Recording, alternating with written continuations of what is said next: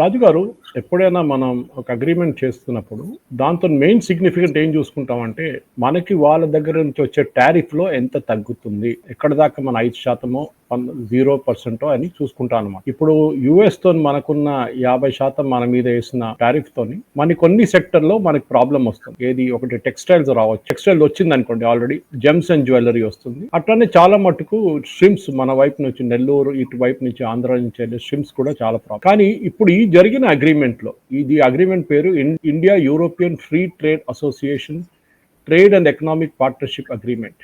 ఇది మొన్నటి నుంచి 1st of October నుంచి it has come in to being అనమాట, అమలు వచ్చింది. యాక్చువల్లీ అగ్రిమెంట్ సైన్ చేసి కొన్ని నెలలు అయింది. 10th March 2024, ఒక సంవత్సరం ముందు సైన్ చేశారు, సంవత్సరం కన్నా ఎక్కువ. కానీ అమల్లో వచ్చింది ఇప్పుడే. ఎందుకంటే దాంట్లో చాలా ఒకసారి అగ్రిమెంట్ సైన్ చేస్తే కాదు, ఇదే కదా ట్రంప్ కూడా చేస్తున్నారు, అగ్రిమెంట్ సైన్ చేస్తున్నారు కానీ దాని రూల్స్ రెగ్యులేషన్స్ అన్ని డీటెయిల్స్ తీసుకురావడానికి టైం పడుతుంది రాజుగారు. అదే జరిగిందన్నమాట ఈ దీంట్లో కూడా. ఇప్పుడు ఈ జరిగిన ఒప్పందం తర్వాత ఈ టైంకి మనకు అగ్రిమెంట్ మొత్తం వచ్చేసింది. ఈ అగ్రిమెంట్ ప్రకారం మన దగ్గర ఉన్న ఈ మెయిన్ పాయింట్స్ ఏంటి మనం చూద్దాం ఒకసారి, ఎందుకంటే అది కదా ప్రేక్షకులకు కావాల్సింది. అదే మెయిన్ పాయింట్స్ ఏంటంటే, మనం ఆల్రెడీ బ్రిటన్తో యూకేతో మనకు ఆల్రెడీ ఒక FTA మనం సైన్ చేసాం, ఒక అగ్రిమెంట్ పోయిన 2 నెలల ముందు సైన్ చేసాం ఒకటి.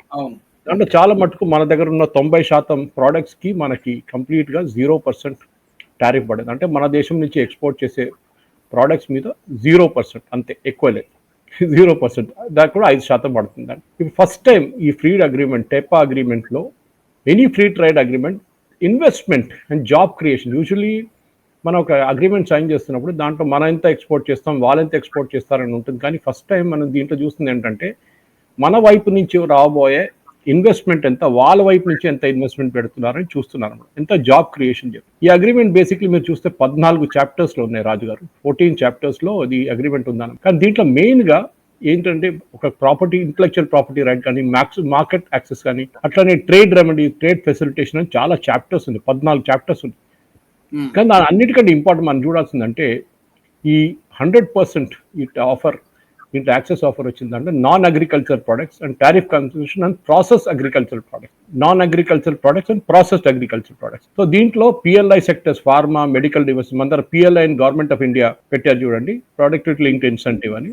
ఫార్మా కానీ, మెడికల్ డివైసెస్ కానీ, ప్రాసెస్ ఫుడ్, ఇదంతా దీంట్లో తీసుకున్నారన్నమాట. దీంట్లో రాజుగారు మెయిన్గా ఈ అగ్రిమెంట్లో చాలా మటుకు మీరు చెప్పినట్లు ఇన్వెస్ట్మెంట్ భారతదేశంలో వచ్చే 15 సంవత్సరాల్లో, దాంట్లో ఫస్ట్ 10 సంవత్సరాల్లో $50 బిలియన్, దాంతో 5 సంవత్సరాలు మిగతా $50 బిలియన్ బిజినెస్ మన దేశంలో పెడతారు. స్విట్జర్లాండ్ ఉండొచ్చు, మిగతా దేశాలని ఉండొచ్చు. దీంట్లో ఈ మనం చూసిన ఈ అగ్రిమెంట్ ప్రకారం ఒక 1 మిలియన్ డైరెక్ట్ ఎంప్లాయ్మెంట్ భారతదేశంలో ఇస్తారన్నమాట, తీసుకొస్తారు. 1 మిలియన్, 10 లక్షల మందికి డైరెక్ట్ అగ్రిమెంట్ తీసుకొస్తారు. ఇప్పుడు ఎఫ్టా అనే ఈ అగ్రిమెంట్ చాలా మటుకు ఇంటర్నేషనల్ గుడ్స్ అండ్ సర్వీసెస్ మీద ఉంటుంది.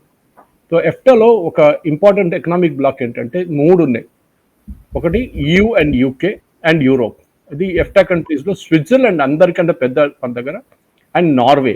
ఇన్ఫాక్ట్ మనం సర్ప్రైజ్ అయిపోతాం, స్విట్జర్లాండ్ మన దగ్గర ఎంత ఏం తీసుకుంటున్నారని. మనం దీంతో నేను చెప్తాను మీకు డీటెయిల్గా ఏం రాబోతుందని. ఈ ఎఫ్టాలో చాలా మటుకు క్లియర్గా ఏం చెప్పారంటే, డైరెక్ట్ జాబ్ ఇన్వెస్ట్మెంట్ పెట్టిన తర్వాత కూడా ఈ UK నుంచి మన ఇక్కడి నుంచి ఎక్స్పోర్ట్ చేసే దాంట్లో ఎఫ్టాలో 92.2% టారిఫ్ లైన్స్ భారతదేశం నుంచి వెళ్ళి ఆల్మోస్ట్ అన్ని ప్రోడక్ట్స్కి 99.6% ఇండియన్ ప్రోడక్ట్స్కి టారిఫ్ ఉండదు. ఆలోచించండి, ఇంకా 100% నాన్ అగ్రికల్చర్ ప్రోడక్ట్స్ మీద ఉంటుంది.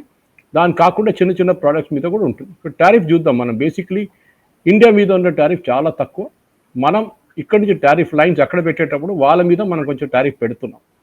దీంట్లో ఏం చేసామంటే, మనం చాలా మటుకు కమిట్మెంట్స్ ఎవరికి ఇచ్చాం, ఎఫ్టా కమిట్మెంట్ 128 స్విట్జర్లాండ్కి ఇచ్చాం అనమాట. అది కాకుండా లీచెన్స్టైన్ మీరు చెప్పారు, ఐర్లాండ్, ఇట్లాంటి అన్ని దాంట్లో మ్యూచువల్ రికగ్నిషన్ అగ్రిమెంట్ అని చేశాం అనమాట. దీంట్లో చాలా మటుకు మీరు బిలీవ్ చేయరు రాజు గారు, ఇది ప్రోడక్ట్స్ ఒకటే కాదు, ప్రోడక్ట్స్ కాకుండా దీని మీద IT కానీ, బిజినెస్ సర్వీసెస్ కానీ, కల్చరల్, రిక్రియేషనల్, నర్సింగ్, ఆలోచించండి, nursing, chartered accountancy and architecture అన్న మన దగ్గర ఉన్న పిల్లలు చార్టర్డ్ అకౌంటెన్సీ చేసి యూరోపియన్ ఎఫ్టా రీజన్లో వెళ్ళి పనిచేయచ్చు, ఉద్యోగం చేసుకోవచ్చు. సో ఇది ఒక ట్రేడ్ అగ్రిమెంట్ కాకుండా కానీ ట్రేడ్ అగ్రిమెంట్ కన్నా ఎక్కువ పోతుంది, ఇది పైకి వెళ్తుంది అనమాట ఈ పర్టికులర్ అగ్రిమెంట్. అది కాకుండా మనం చూసినట్టే సస్టైనబుల్ డెవలప్మెంట్, ఇది ఏం చేస్తారంటే ఇది ఎఫిషియన్సీ మీద ఉంటుంది, సింప్లిఫికేషన్ మీద ఉంటుంది. స్కిల్స్ టెక్నాలజీ అండ్ కొలాబరేషన్ అని చెప్పి నాకు వచ్చే 15 సంవత్సరాల్లో భారతదేశంలో ఉన్న వొకేషనల్ అండ్ టెక్నికల్ ట్రైనింగ్ అంటే వీళ్ళు ఈ ఎఫ్టా రీజన్లో ఉన్న దేశాలన్నీ కలిసి మన పిల్లలకి ట్రైనింగ్ ఇస్తారు.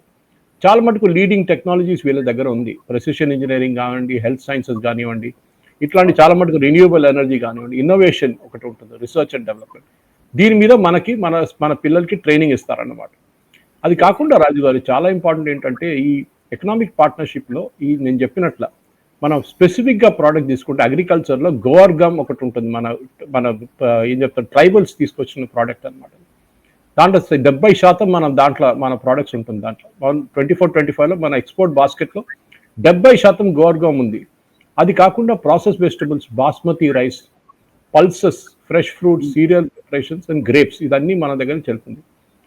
ఎఫ్టాలో మన ఎక్స్పోర్ట్ అంటే భారతదేశం నుంచి మిగతా అక్కడ పంపించే ప్రోడక్ట్స్లో మీరు చూస్తే చాలా మటుకు 99% ఇండియాస్ అగ్రికల్చర్ ఎక్స్పోర్ట్స్ వెళ్తుంది 2 దేశాలకే, నార్వే అండ్ స్విట్జర్లాండ్. మనం ఎప్పుడు అనుకుంటాం మన దగ్గర నుంచి ఎవడు కొంటాడు రా బాబు అని చెప్పేసి, కానీ ఆలోచించండి మన దగ్గర వెళ్ళి అగ్రికల్చర్ ప్రోడక్ట్స్ 2 దేశాలు అండ్ స్విట్జర్లాండ్ అంటే మీకు తెలుసు క్వాలిటీ వైజ్ చాలా వాళ్ళు కేర్ఫుల్ ఉంటారు. అక్కడికి వెళ్తుంది 99% ఈ 2 countries Norway and Switzerland. And Indian exports ఈ ఎఫ్టా రీజన్కి మనం 2024లో $72.37 మిలియన్ ఉండేది రాజు గారు.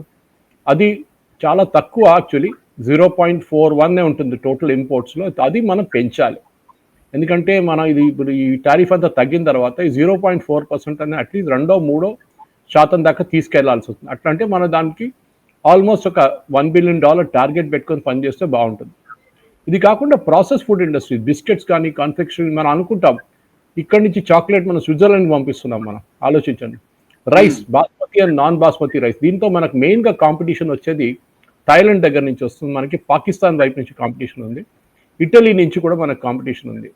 ఈ 3 దేశాల నుంచి బాస్మతి, నాన్ బాస్మతి రైస్ అవుతుంది. బాస్మతి అయితే మనకు పాకిస్తాన్ వైపు నుంచి ఎక్కువ, నాన్ బాస్మతి రైస్ ఏమో థాయిలాండ్, అది కాకుండా ఇటలీ నుంచి వెళ్తుంది. అది కూడా మనం రీప్లేస్ చేసుకోవచ్చు. Already guar gum and pulses మనకు చాలా స్ట్రాంగ్ ప్రెసెన్స్ ఉంది ఎఫ్టాలో.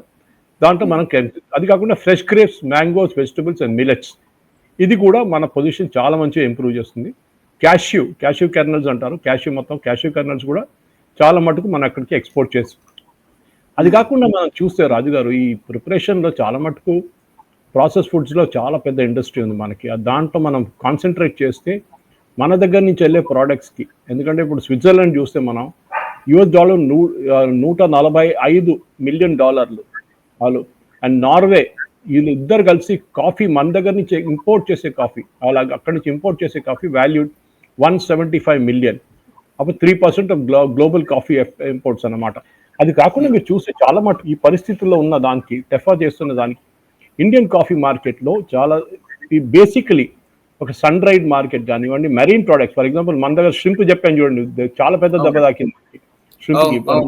అది అమెరికన్ టారిఫ్, అది కూడా దీంతో మనం చాలా మటుకు దాన్ని కౌంటర్ చేసుకోవచ్చు.